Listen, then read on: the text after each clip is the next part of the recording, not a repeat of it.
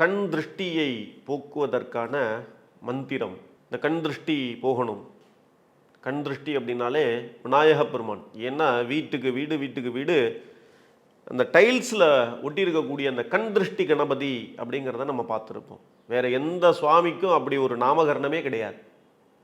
அப்போ கண் திருஷ்டியை போக்கக்கூடியவர் யார் அப்படின்னாக்க விநாயக பெருமான் தான். அந்த விநாயக பெருமானுக்கு சதறுகாய், தேங்காயை விடலைக்காய் போடுறது, சதறுகாய் உடைக்கிறது, சூறைக்காய் அடிக்கிறது, பலவிதமான பரிணாம வார்த்தைகள் இருக்கிறது அதற்கு.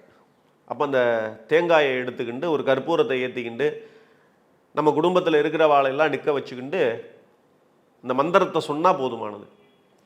சர்வதேவா கிரஜஸ்ரேஷ்ட விக்னேச கணநாயகா துவாமுபாகஸ்ய யத்கர்ம தத்கர்ம சபலம் குரு கௌரீபுத்திர கணாத்யட்ச சர்வ விக்ன நிவாரஹா அஸ்மின் கர்மணி சர்வஸ்மின் நிர்விக்னம் குரு சித்தையே.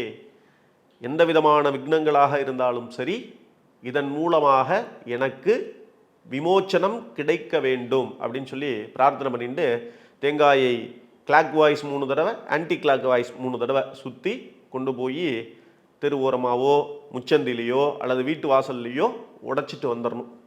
அந்த கற்பூரத்தை கீழே தட்டிட்டு போதுமானது. கண் திருஷ்டிக்கு நிவர்த்தியான மந்திரம் இதுவே போதுமானது.